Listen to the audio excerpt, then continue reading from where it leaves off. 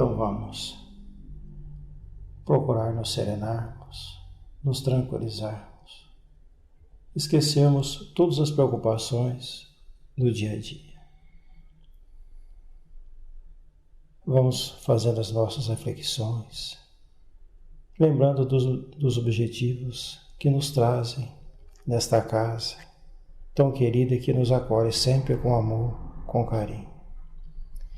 Estamos então iniciando a segunda aula, da segunda parte, dialogando com os Espíritos. Então, antes de iniciarmos, vamos fazer a nossa breve oração. Senhor Deus, Pai Todo-Poderoso, que a tudo e a todos conhece. Aqui estamos nós, Pai, pedindo a sua proteção, o seu amparo, pedindo o concurso dos bondosos amigos, para que juntos possamos melhor transmitir os ensinos àqueles que buscam, que necessitam e querem um novo aprendizado. Que a paz, o amor do Cristo sempre esteja em nós.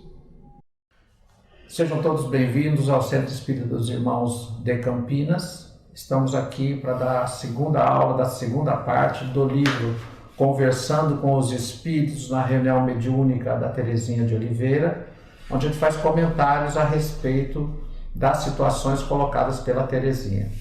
Na aula passada, nós trabalhamos a respeito do início do diálogo. Então, ele dizia...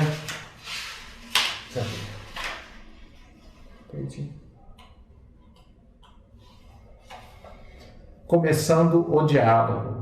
E a gente viu as seguintes partes. As primeiras palavras, o que não dizer,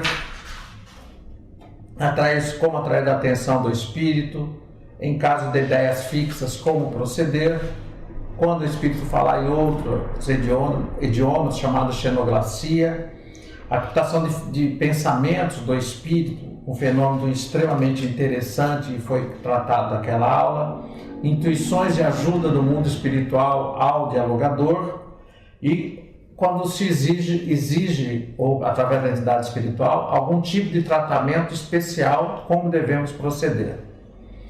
Ora, ali é começando o diálogo. Nessa parte de hoje, segunda parte, trataremos durante o diálogo, as questões que podem estar acontecendo durante o diálogo. Então vão ser várias aulas a respeito disso e depois a conclusão do diálogo. Portanto, vamos começar na parte 2 da segunda parte, durante o diálogo. Durante o diálogo. Durante todo o atendimento ao manifestante, o dialogador deve se manter atento, compreensível, discreto e conversará assim, em termos claros e lógicos, numa linguagem acessível a todos os presentes, procurando que o esclarecimento também seja benéfico para todos os espíritos necessitados presentes, mesmo que nem sempre cheguem a se manifestar. Não é raro que, ao procurarmos atender a um comunicante, ele nos diga: não precisa explicar, eu estava aqui ao lado ouvindo e já entendi. Vou seguir com eles. Acredito que a gente tem que dar uma conversada a respeito disso rápida. Que note que aqui nesse item 1, após a introdução, ele diz que a gente tem que conversar em termos lógicos, numa linguagem acessível a todos os presentes, encarnados ou desencarnados, que ele está falando necessariamente. Isso porque, quando a gente for trabalhar a questão da sustentação, há necessidade que as pessoas que estão na sustentação entendam a situação que está acontecendo para poder sustentar aquela entidade, ou médium, dialogador, ou ambiente.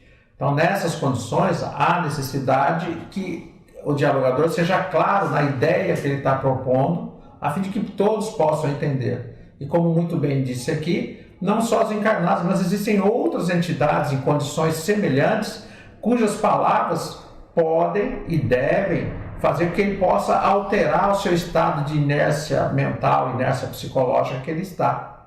Por isso que a necessidade que o diálogo seja claro, límpido e uma linha lógica e reta, sem muitos desvios, né? Senão todo mundo fica perdido e não adianta nada. E aqui no fim ele coloca que muitas entidades, quando o dialogador vai interpelá-lo, ele fala, não, mas eu já sei o que você vai falar. Não, mas eu não estou falando só para você. Não que você vai falar isso para ele, mas falar dentro da sua cabeça, não é? Eu estou falando para uma série de pessoas dos quais não sabe do que está se tratando. Então, disso que está conversando a respeito desse primeiro item. A situação é que a pessoa fica no mesmo padrão vibratório, né? Como eles estão todos com o mesmo problema, então fatalmente vai ser... Atingir outros, né, realmente. Continuando. Tecendo, quando possível, comentários em torno da doutrina espírita e dos ensinamentos evangélicos, mas sem querer mostrar erudição e nem dar uma aula de espiritismo. Como já vimos, o tempo de que dispomos numa reunião ele é restrito, e o espírito geralmente não está em condições de assimilar maiores ensinamentos.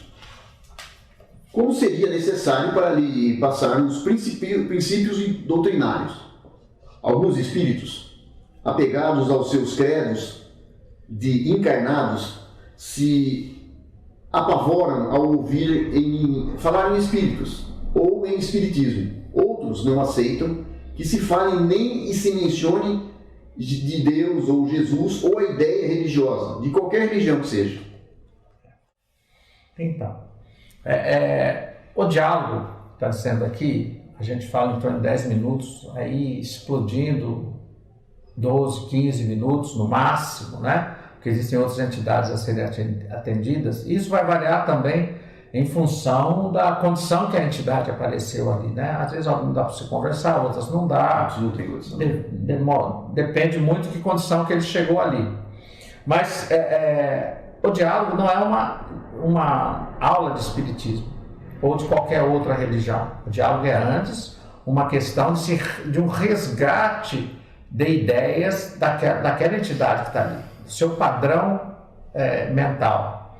É isso que vai se fazer. Portanto, se pode colocar alguns princípios de maneira tranquila e de maneira que note como que é a recepção da entidade, porque às vezes você falando alguma coisa que vá contra os seus princípios e você não conseguiu a segurança necessária ainda para desenvolver na entidade um outro pensamento, ela pode se tornar refratária. E aí ela não responde mais, ou pode se afastar, ou coisas do gênero, né? Então há necessidade que durante o diálogo, o dialogador vá conversando, colocando, semeando, porque o espiritismo, ele também é ciência, ele também é filosofia, e isso necessariamente não é religião. E algumas pessoas que, por exemplo, um ateu, que é o caso no fim aqui, você vai falar em Jesus, o Deus, ele espana rapidinho. Então não é essa a questão. Nós podemos falar no bem, na virtude, na moral, sem tocar nesses fatos. Não há necessidade de se falar nisso. Então, a questão que a pessoa deve ter em mente é que ali está uma pessoa com alguns conhecimentos, algumas ideias que podem estar muito radicalizadas e que devem ir sendo concatenadas outras ideias para que ela vá mudando aos poucos o seu ponto de vista a respeito da sua situação e da situação do mundo em geral. Tirar esse círculo vicioso que ele consta, né? Através de um diálogo normal, um diálogo sem forçar uma situação para ele. Né? Isso mesmo, né? Então, alguém pode perguntar assim, se nós estamos numa religião, falando de religião espiritista, que a pessoa pode vir num centro e não aceitar Deus, não aceitar Jesus. O momento dele ainda não é de aceitar essas coisas, mas ele não tem o coração totalmente impuro, não está totalmente derrubado. Ele já tem um certo grau de evolução, de bondade dentro dele, mas algumas coisas ainda faltam. Então precisa quebrar alguns orgulhos dele e tal, mas isso futuramente os bondosos amigos lá para cima conseguirão fazer isso. A nossa parte é resgatá-lo do estágio que ele está. Acho que até convém colocar que uma das máximas do Espiritismo é fora da caridade nossa salvação, não fora da igreja, fora da religião. Né? Então são fatores a serem colocados àquele que assim está. Se o sujeito for uma pessoa caridosa, mas não tem religião, mesmo que não acredite em Deus ou Jesus, sei lá, Não quer dizer que ele é ruim, né? Não quer dizer que ele não tem princípios éticos e morais adequados. Exatamente. Portanto, a gente tem que ir tentando cultivar isso que tem de bom, dar uma mexida na moral dele, em condições que ele possa caminhar para um outro sentido de vida, considerando que ele não está mais encarnado, né? Ou já está em desdobramento, ou em condições difíceis de se manter no mundo espiritual. Então é disso que trata o diálogo. Então precisamos ter muito cuidado ao tratar um espírito, a conversa que nós vamos colocar. Lembrando também que ele está não é só no padrão juratório, mas ele está vivendo uma realidade que ele criou, né? É verdade. Então, você tem que entrar na realidade dele para tirá-lo desse círculo vicioso e colocá-lo numa situação diferenciada. Sem dúvida. Senão, não. Ok. Aliado ao raciocínio, o sentimento, a compaixão, não fique o dialogador impassível, como se fosse mero assistente dos fatos. Faça a apreciação emocional da manifestação, vibre com o comunicante, sofra com ele, compreendendo as suas dificuldades e temores, mas não o acompanhe nos seus desequilíbrios emocionais. Então, aqui de novo, a gente já falou na aula anterior, né? A questão do dialogador está dentro das questões emocionais da entidade, mas entendendo que a gente deve usar com ele de empatia. Ou seja, eu entendo o seu problema, entendo que deve ser muito doloroso, mas eu não estou nesse problema. Então, a pessoa que está consciente ali e capaz de alterar alguma questão emocional é o dialogador. Que ele está firme nas suas questões e sabe exatamente o que está acontecendo. A entidade pode estar fechada num mundo próprio ali e não consegue quebrar essas barreiras desse mundo. Então, por isso que está dizendo aqui, você sofre, mas os desequilíbrios dele não fazem parte. E eu posso ir apreciando cada uma das suas posições e trazendo para uma questão lógica que ele possa começar a construir uma nova realidade.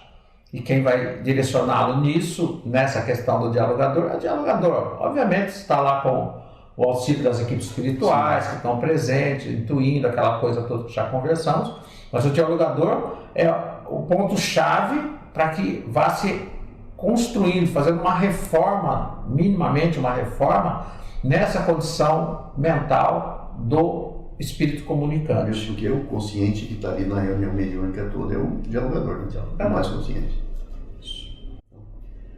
Procurando entender e não vencer ao comunicante, pois o diálogo não é uma disputa.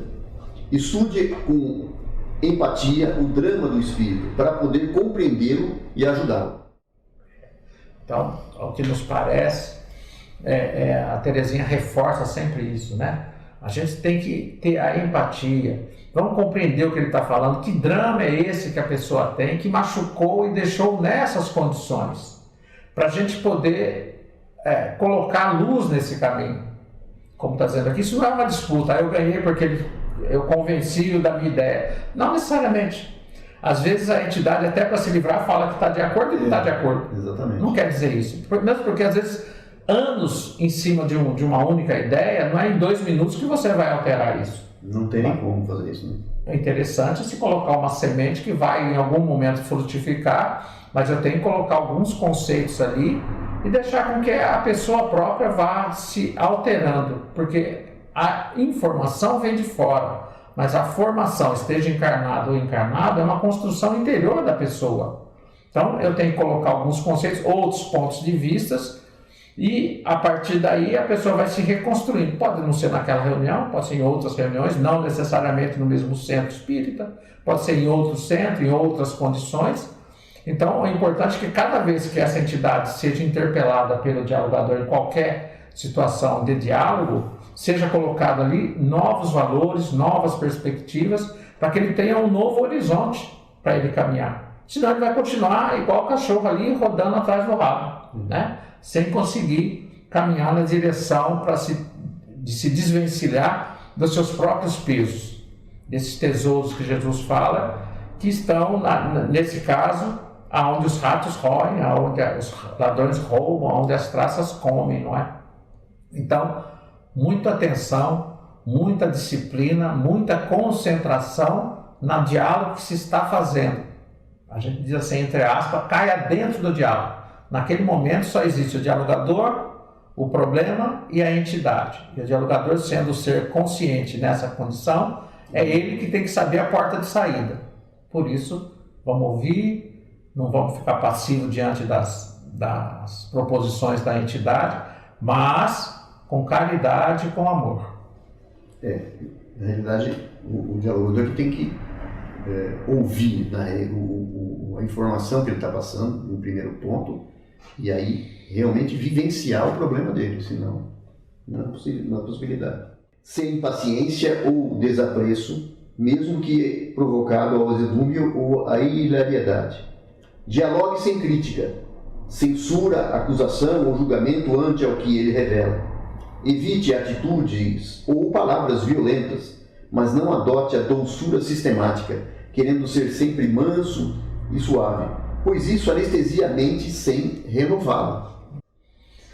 As entidades elas podem vir de várias condições e, obviamente, na condição em que está, necessariamente ele não está numa condição boa para quem está olhando de um outro patamar, de um outro ponto de vista. Não é? Então, pode ser que uma entidade venha e te fala coisa que lhe ofenda. Né? Por quê? Porque você também tem algum problema de interior que possa estar mexendo nessas questões. E você, mesmo assim ali, você é um dialogador. Você necessariamente tem que esquecer ou ultrapassar seus próprios problemas interiores, né? Imagine que ninguém é a favor de estupro, coisa desse tipo, mas se revolta demasiadamente quando se tem notícias de um estupro, por exemplo. E ali se manifesta uma entidade dizendo que é estuprador. O que você faz? Manda ele embora? Apesar dos seus valores internos, não quer mais falar com você? Não, ali, apesar dos problemas que cada um tem, é uma entidade em dificuldade que deve ser tratada com o maior amor possível, carinho, presença de espírito, a fim de que consigamos tirá-la daquela condição. Outros, até às vezes por perfil psicológico, vem e vai contar uma piada ou falar alguma coisa engraçada. Se todo mundo ou o dialogador entrar nessa mesma energia, ele começa a participar daquilo e sai do propósito final do diálogo, que é encaminhar aquela entidade. Talvez ela esteja naquela condição justamente por causa desse perfil psicológico. E às vezes ele quer realmente fazer com que haja um problema sério na própria reunião, e aí desvirtuar o próprio trabalho que está sendo apresentado. Então ele se apresente de uma forma tal que possa incutir no dialogador uma situação onde ele saia da finalidade única que é ajudar. E até quebrar a psicosfera daquele ambiente, né? Porque você entra numa outra direção e aí é o momento de dar uma brecha, entrar outras entidades que acabam por mexer em tudo aquele lá, senão acabar até com o grupo, dependendo da situação. Aqui ela diz mais no final, não precisa ter sempre a voz, mas às vezes tem que ser firme, sem ser deseducado. Né? Ser firme é uma coisa, ser deseducado é outra.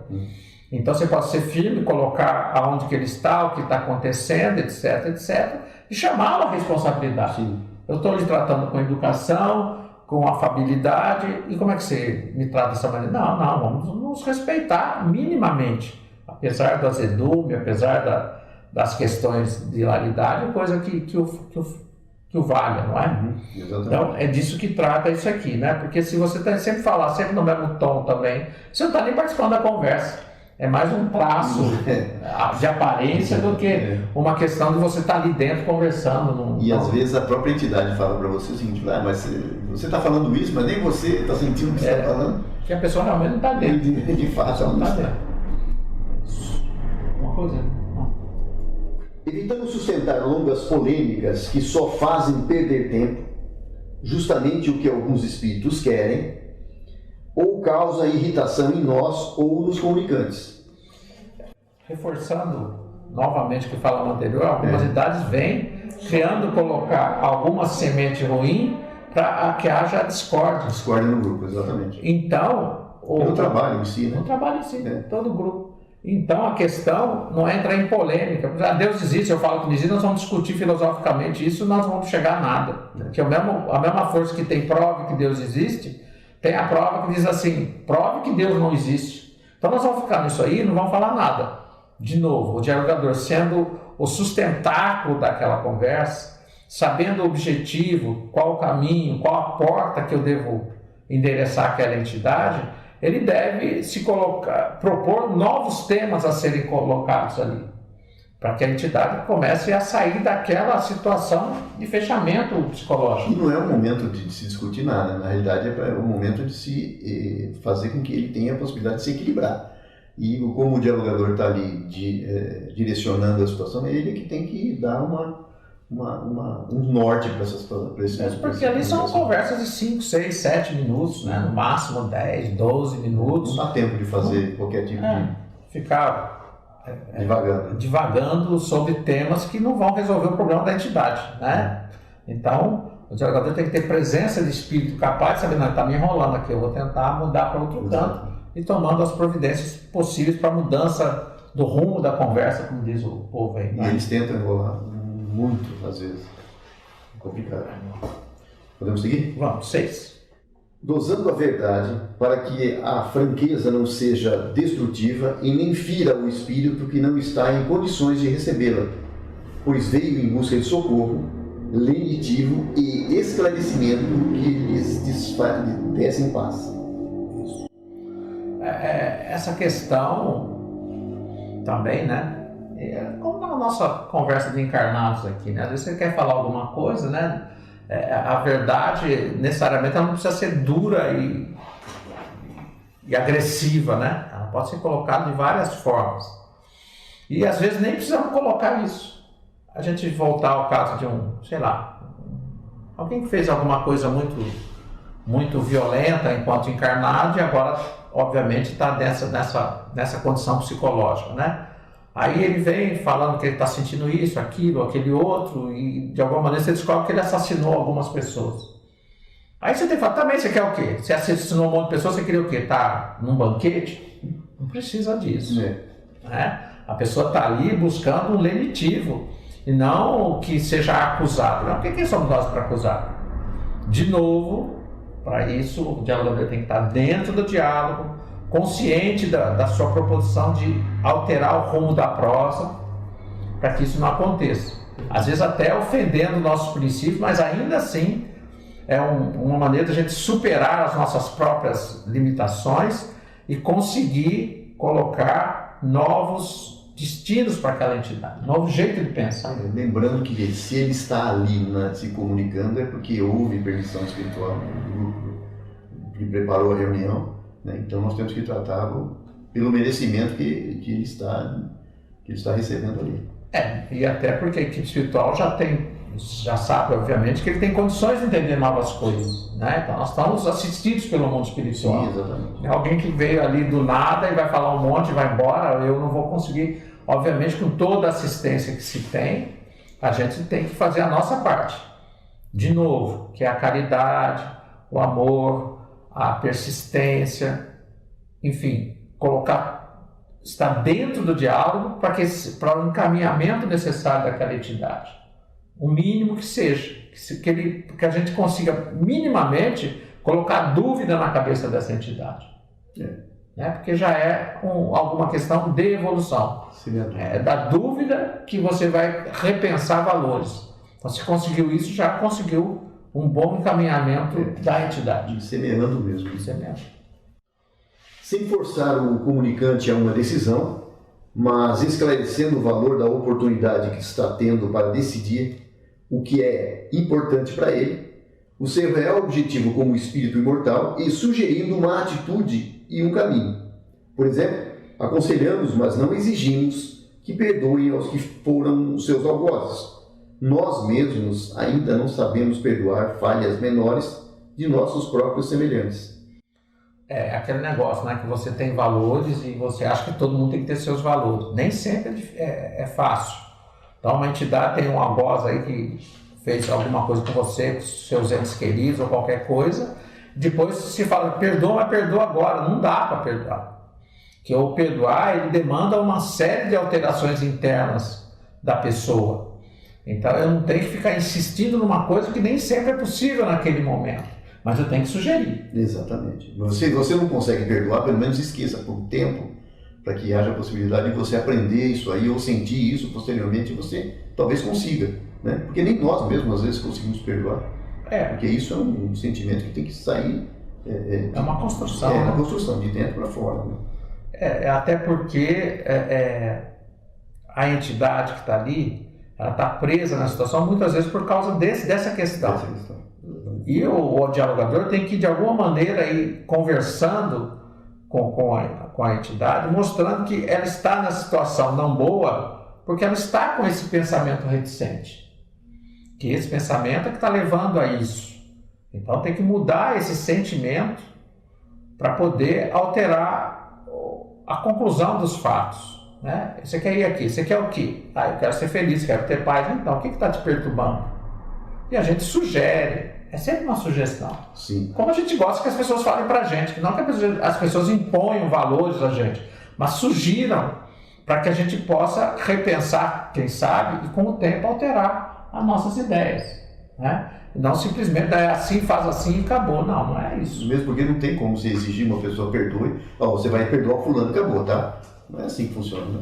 Não tem como uma pessoa sentir algo que você está mandando ela sentir, não tem como. A pessoa precisa de instrumentos internos capazes de fazer isso, né? Sim. Olha, você pensar em tal e tal situação, ore por você, ore por esse que você disse ser seu algoz, né? Mesmo porque às vezes a pessoa fala com outro algoz, mas a gente nunca sabe quem é o algoz de quem, né? Porque, sei lá, fulano é meu inimigo.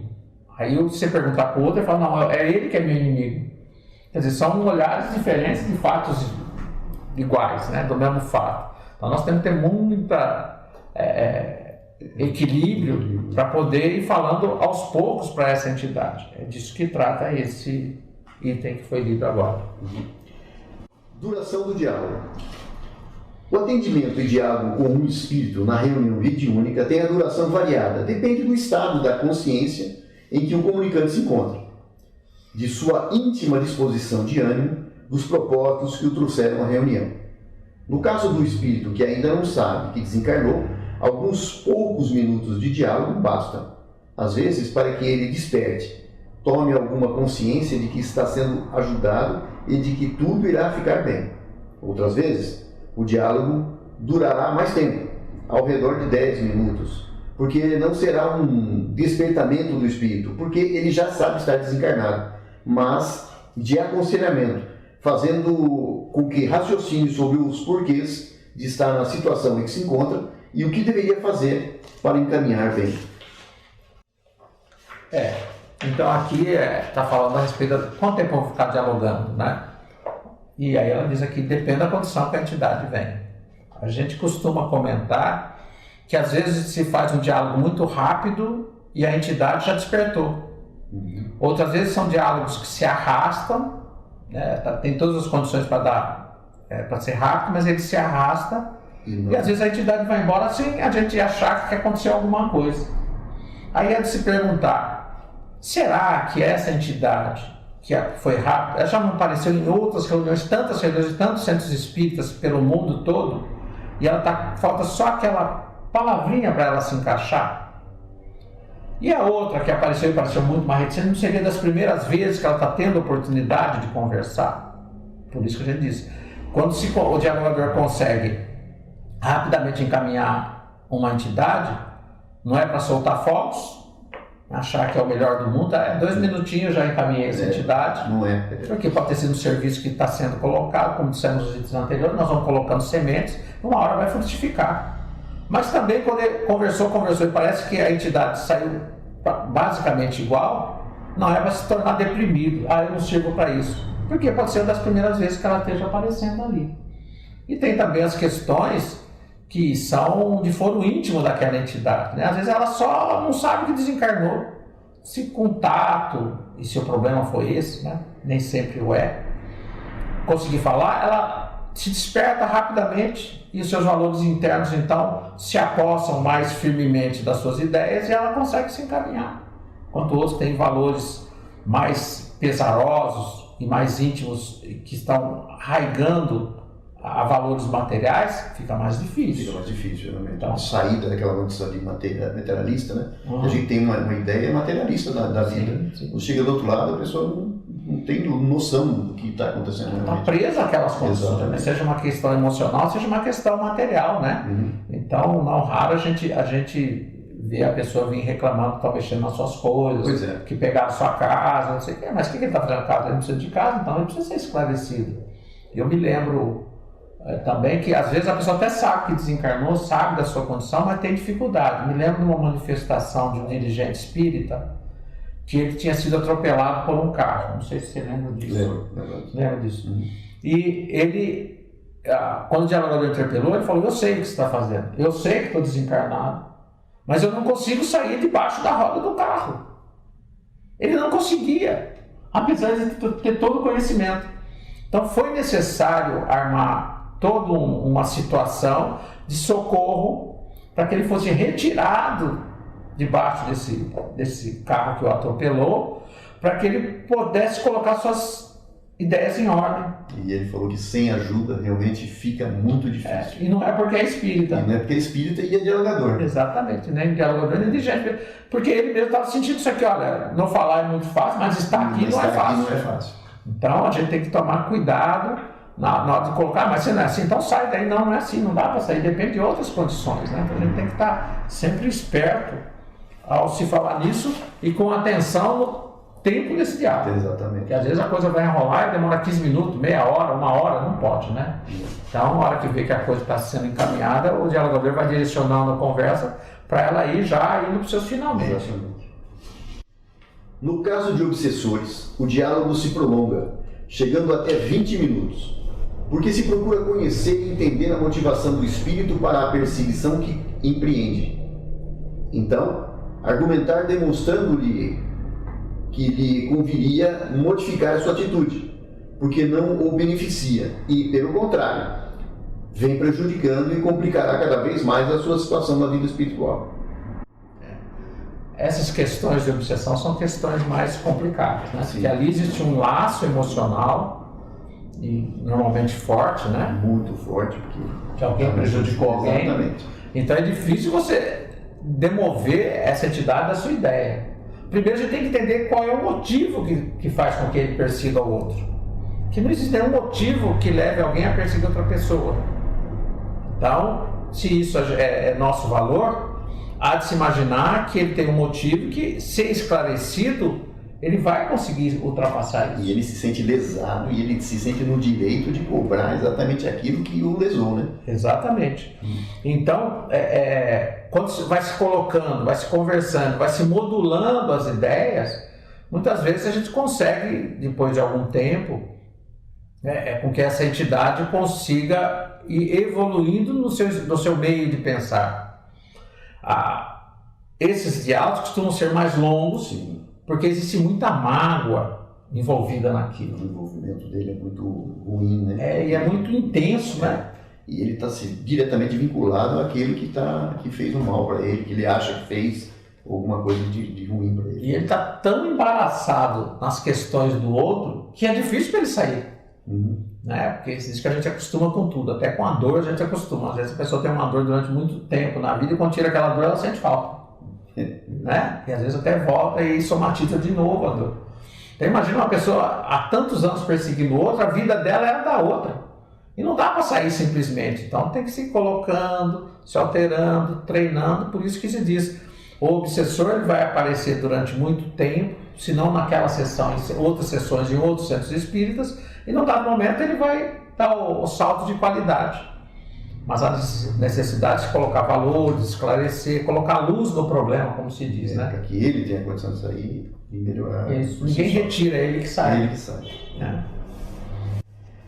Que o diálogo nunca demore mais do que o necessário. Por quê? Há outros espíritos a serem atendidos e o tempo da reunião é limitado. A presença dos espíritos necessitados sempre causará alguma impressão desagradável, algum desgaste emocional e fluídico para o médium, principalmente para os que são iniciantes.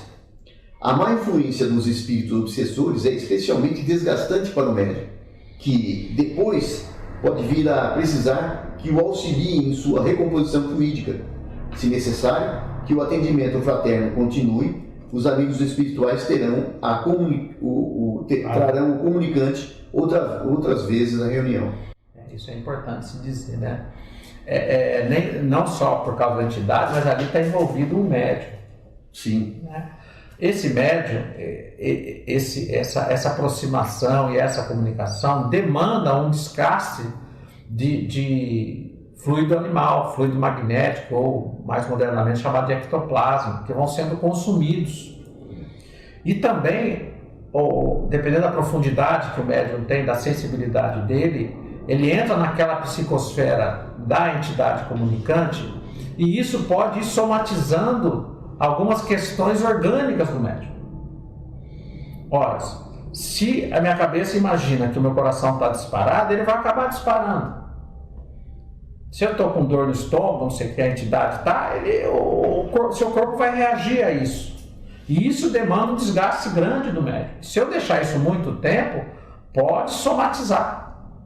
E esse é o problema, né? E esse é um grande problema. O médium vai ficar numa situação ele vai sair daquele equilíbrio que ele necessariamente teria que ter para atender a entidade, e aí ele acaba usufruindo daquele mal-estar todo, e a situação começa a ficar ruim. E às vezes até o médium se desliga da entidade, porque, obviamente, todo mundo quer proteger a vida.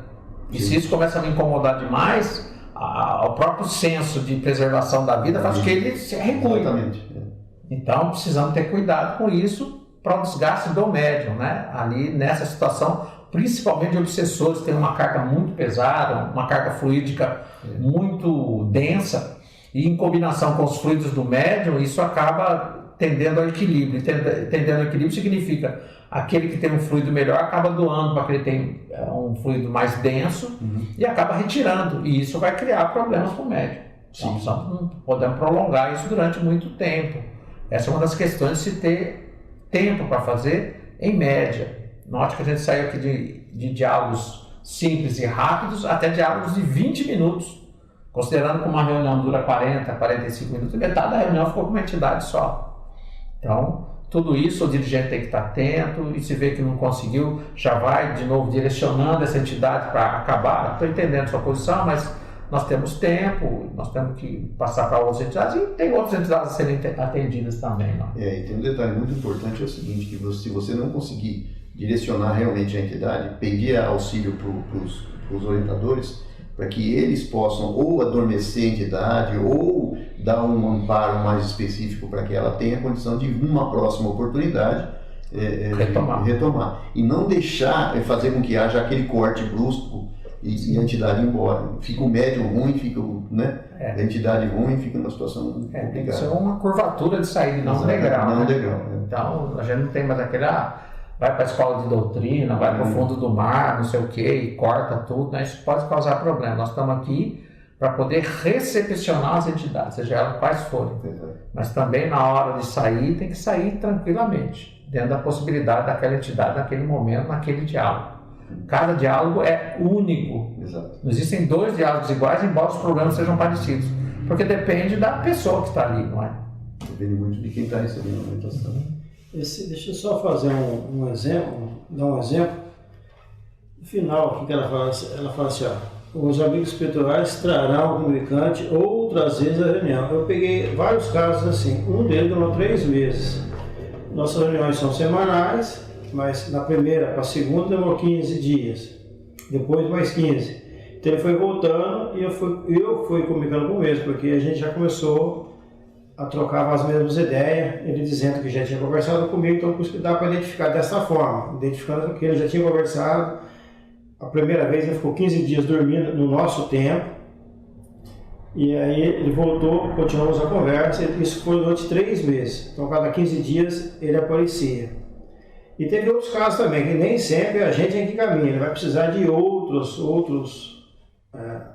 pensamentos, outra forma de agir, para poder ser encaminhado. Mas aí é só para complementar o que foi dito aqui embaixo. Acho que exemplificando aquele livro Aconteceu na Casa Espírita do Manuel Cristiano, ali tem a história de uma entidade que apareceu muito tempo até que ela conseguisse se converter no bom sentido, né? E passar para o caminho do bem e deixar de obsediar, não é?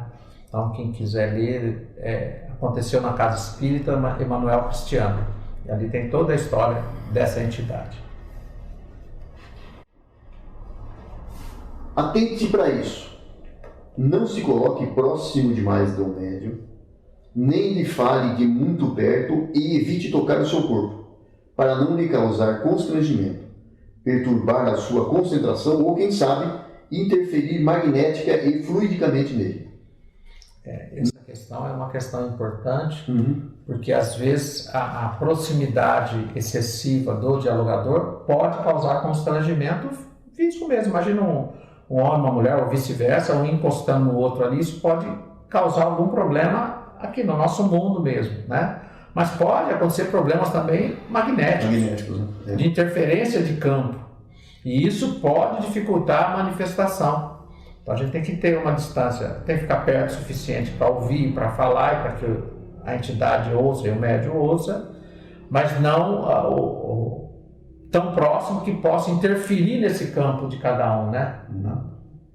No campo magnético de cada um. E nem tão longe que atrapalhe as outras comunicações. Pois é. Essa distância que nós estamos aqui seria ideal. Até um pouco mais próximo, não muito longe do que isso. Então estamos numa distância já apropriada disso. Sim. Não descuide da higiene bucal, pois vai falar próximo do rosto do médium. Uma bala na boca, pouco antes do dialogar, poderá ajudar a melhorar o hálito.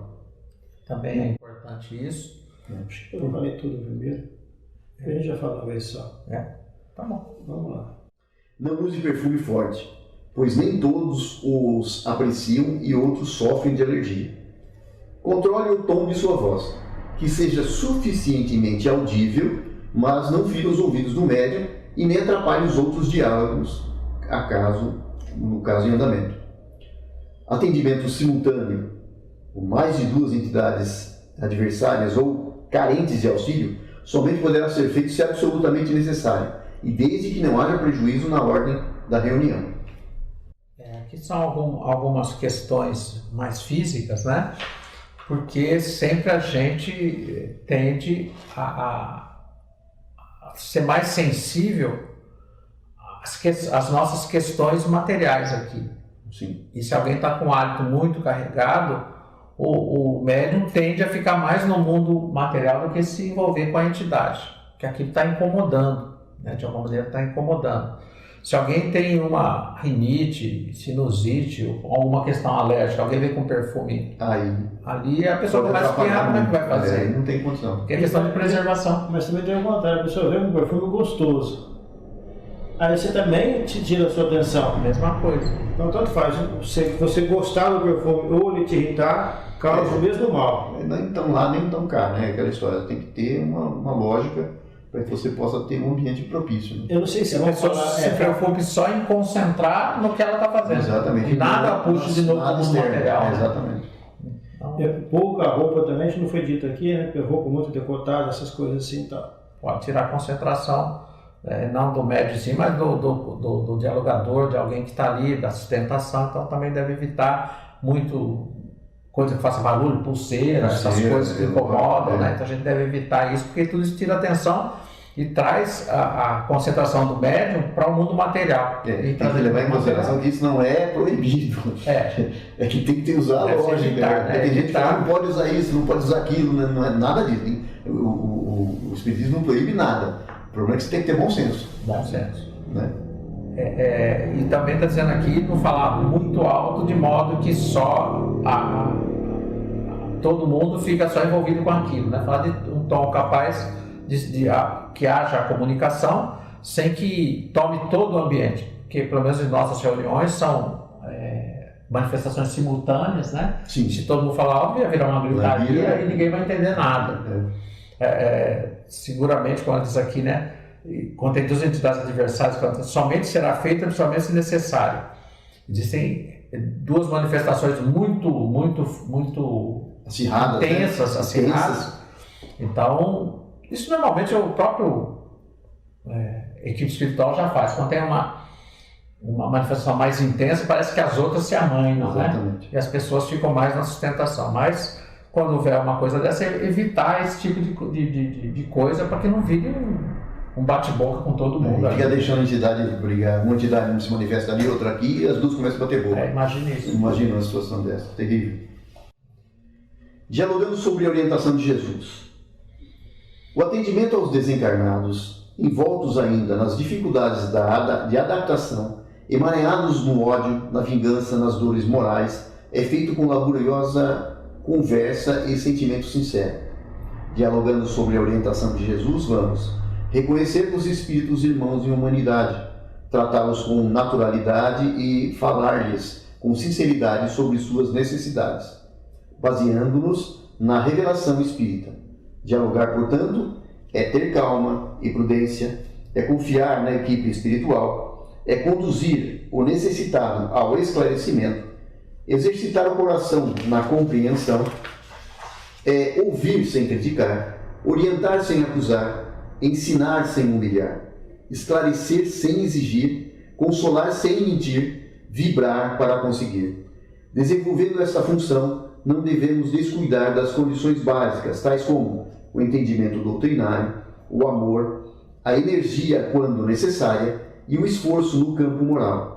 Dialogar é ter a oportunidade de dissipar as trevas, promovendo a luz. Wilson Ferreira de Mello, mensagem psicografada por Emanuel Cristiano, em uma reunião de 23 de 5 de 97, no Centro Espírita Allan Kardec. Então, aqui finalizando, né? Quando a gente está numa reunião bem orientada, os dialogadores já com a experiência necessária, com a vivência necessária, tudo isso que foi falado anteriormente fica resumido nessas palavras, né? Tendo como base sempre o amor.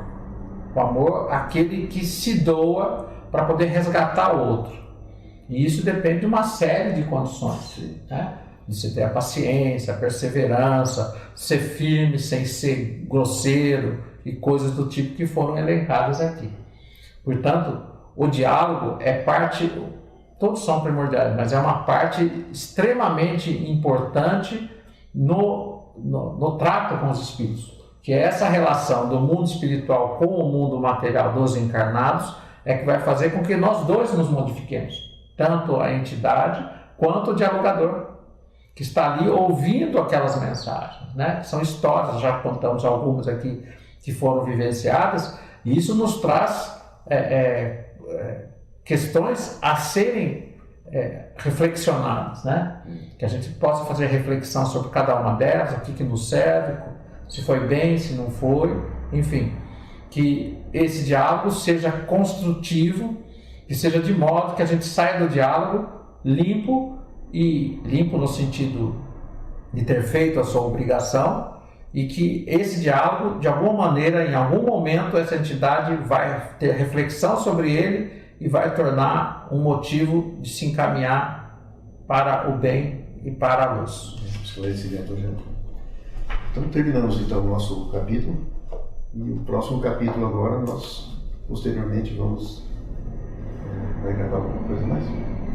Então, essa primeira parte, ou seja, dentro do diálogo, a gente fez o início do diálogo na aula passada, dentro do diálogo os comportamentos que são esperados, e a próxima aula, recursos auxiliares. O que mais que a gente tem para fazer dentro de uma reunião mediúnica, que vai estar sendo colocado mais à frente, seria, nesse caso aqui, a aula 3 da segunda parte, para que a gente possa ir aos poucos tomando consciência do que é o diálogo, como se faz, como se comportar, como iniciar, como se manter, como concluir.